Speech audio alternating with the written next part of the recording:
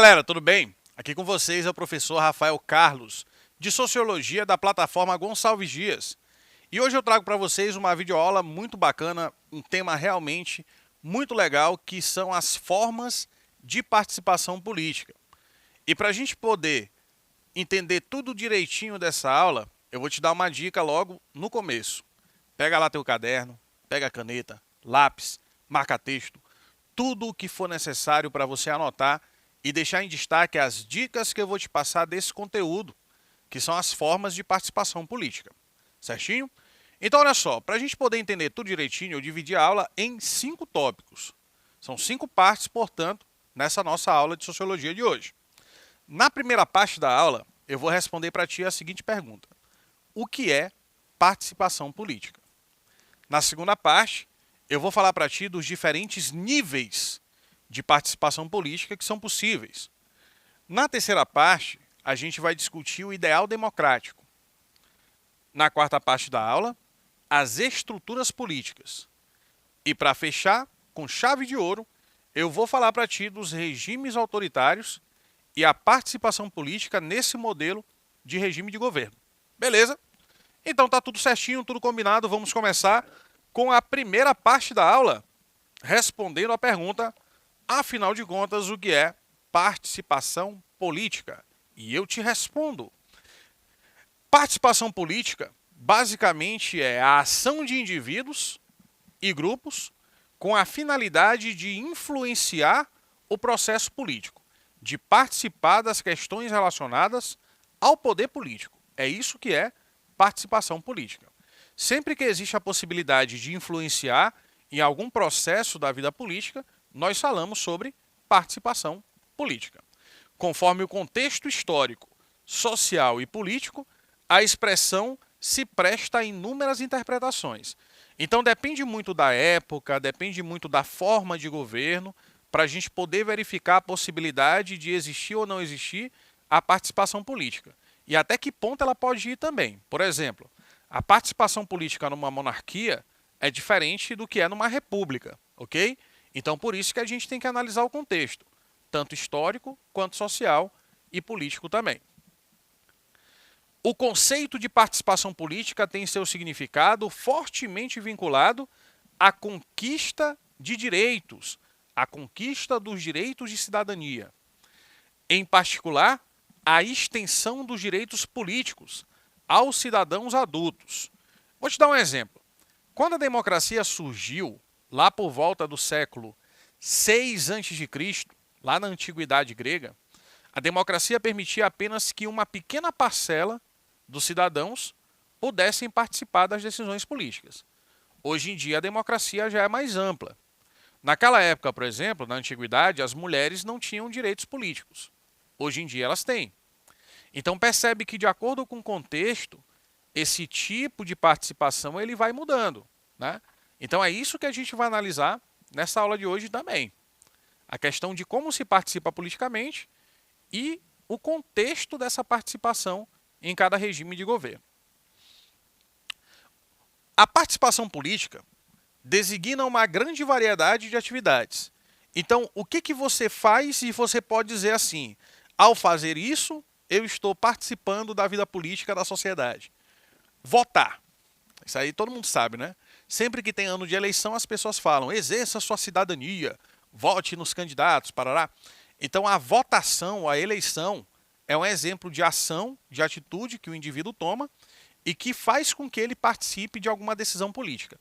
Quando você escolhe um representante político e vota nessa pessoa, você está dando a essa pessoa um crédito.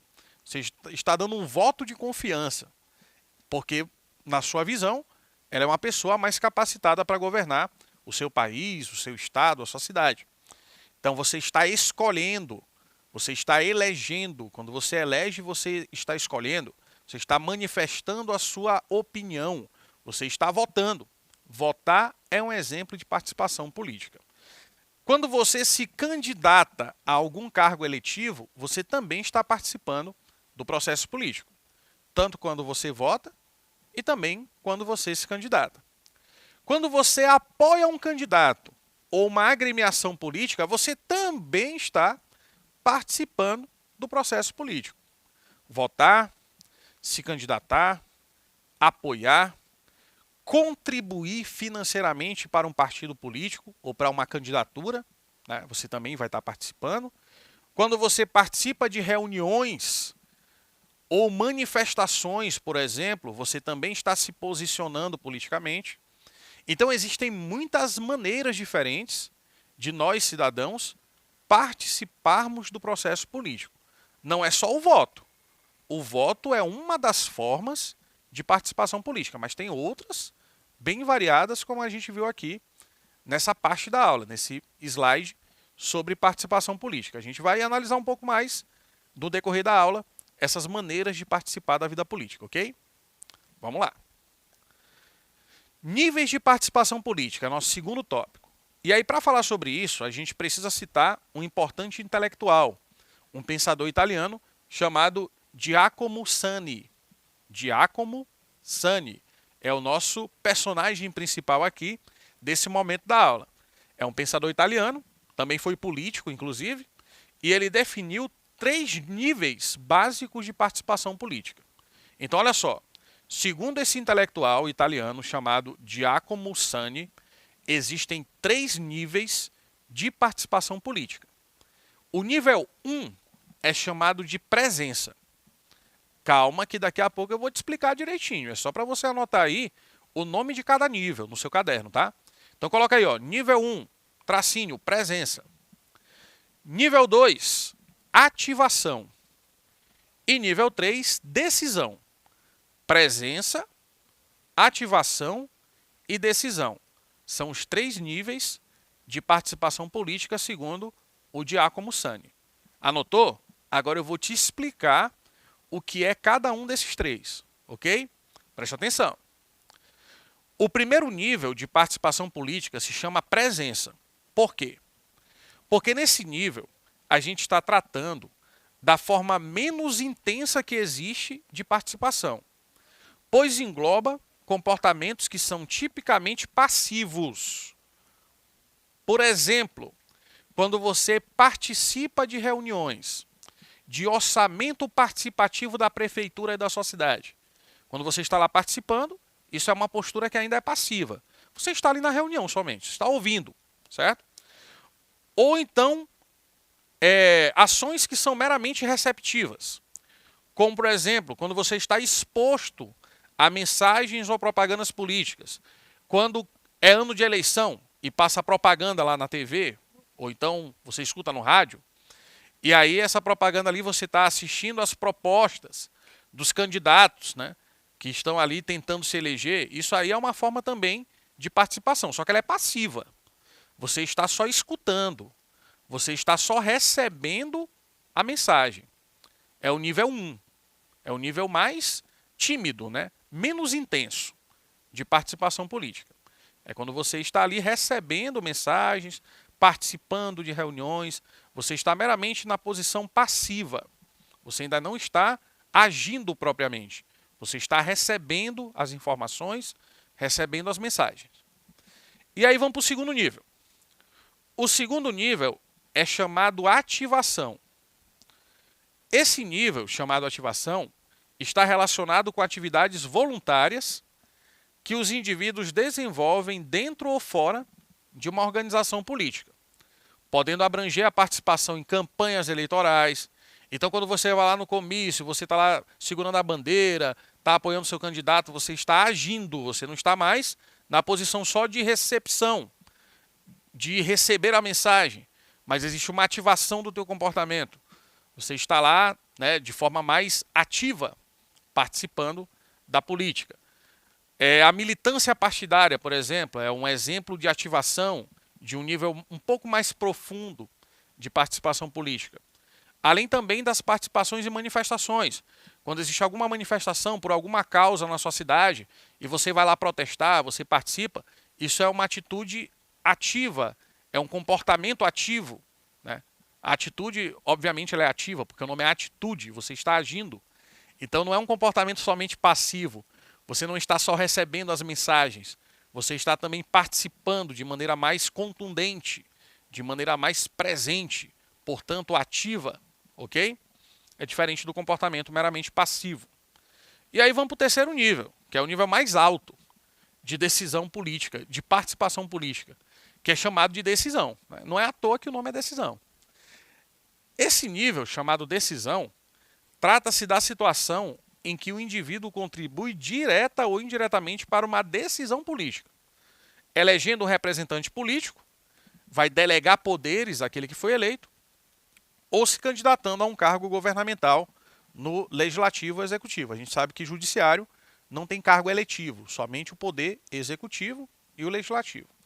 Então, quando você se candidata, quando você vai votar e vai escolher o candidato que vai administrar seu país, sua cidade, seu estado, você está participando de maneira mais intensa, você está tendo uma decisão, ou delegando poderes a alguém através da sua escolha do voto, ou você mesmo exercendo o cargo político, o cargo de decisão. Então esses são os diferentes níveis de participação política, de acordo com o pensador italiano Giacomo Sani. Você começa somente com a presença, recebendo as mensagens, se informando de certa forma sobre aquilo, depois vai para a ativação, que é um nível mais profundo, mais contundente, é um comportamento ativo, né, de participar da militância partidária, de estar ali apoiando um candidato, e depois a fase de decisão. O seu voto, por exemplo, é uma decisão, você está delegando poderes ao seu candidato escolhido. Ou quando você se candidata, é também uma decisão, e se você ganha e se elege, aí você tem decisões ainda maiores a fazer, que vão ter impacto em toda a sociedade. Ok? Dito isso, vamos falar do ideal democrático. Tomando por base sociedades contemporâneas, como a nossa, que consolidam regimes democráticos representativos, vamos poder entender primeiro aqui o que é regime democrático representativo. Quando a gente fala democracia representativa, a gente fala do modelo que tem o Brasil hoje, e alguns outros países também. Que é assim, ó, a gente vive numa democracia porque existe eleição, então o cidadão pode escolher as pessoas que representam ele, e pelo fato de haver a escolha, essa democracia é representativa. Existe a participação popular e a escolha de representantes políticos, através do voto. E por isso o nome democracia representativa. Então, grande parte das sociedades, principalmente do Ocidente, são hoje democracias representativas. O ideal democrático que emergiu, ou seja, que surgiu nessas sociedades, supõe cidadãos tendentes a uma participação cada vez maior. Diferente de outros modelos que não são democráticos, nas democracias exige-se que o cidadão participe de maneira mais intensa, de maneira mais frequente das decisões políticas. Pode prestar atenção como de 2 em 2 anos tem eleição no Brasil. Aí de 4 anos em 4 anos eleição presidencial, eleição majoritária que a gente chama, e depois eleição municipal, fica alternando, né? De 2 em 2 anos tem sempre eleição. Então de 2 em 2 anos o cidadão adulto brasileiro é convocado a escolher os seus representantes. Isso é um processo decisório, certo? Então você percebe que na democracia passa-se a exigir um comportamento mais ativo e mais frequente dos cidadãos. A forma mais comum e abrangente de participação política está relacionada à participação eleitoral. Olha o que eu estou dizendo para você não se confundir. Eu não estou dizendo que a eleição é a única forma de participação política. Isso está errado. Eu estou dizendo que ela é a mais comum. Mas existem outras formas. As manifestações, por exemplo, os movimentos sociais, por exemplo, também são formas de participar politicamente. Mas a eleição é vista como uma forma mais geral. Pelo menos aqui engloba o maior número de pessoas, né? E que é mais frequente também, exatamente porque ela é periódica. Ela acontece sempre ali de 2 em 2 anos, como eu te falei antes. É um engano, no entanto, supor, imaginar que haja, com o passar dos anos, um crescimento ou elevação dos índices desse tipo de participação. Por que acontece isso? Porque, às vezes, muitas pessoas, elas simplesmente abrem mão do seu processo decisório, da sua escolha, do seu voto, e simplesmente não comparecem, não participam. Ou então elas, entre aspas, se alienam do processo. Elas não querem fazer parte daquilo ali. Porque para muita gente existe uma desesperança, um sentimento negativo sobre a política.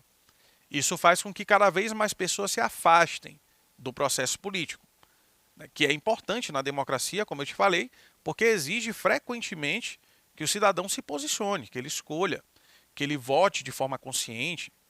Só que isso, infelizmente, tem um efeito reverso muitas vezes, né? Então as pessoas vão abrindo mão. Tanto é que se tu perceberes, der uma pesquisada depois aí no Google, o nível de abstenção nas eleições brasileiras, ele é um nível muito alto. Ele chega ali entre 20% a 25% em algumas eleições. É como se a cada 4 cidadãos brasileiros, um decidisse não votar. 25% da população, um quarto da população. O que é extremamente significativo se você alarga esse horizonte para os milhões de eleitores que existem no Brasil, certo? Então existe essa questão, existe esse problema aí também, dessa desesperança, desse sentimento negativo, o que não necessariamente torna uma grandeza diretamente proporcional. Que quanto mais a democracia se consolida, mais as pessoas participam. Às vezes não. Às vezes acontece também o efeito contrário ou oposto.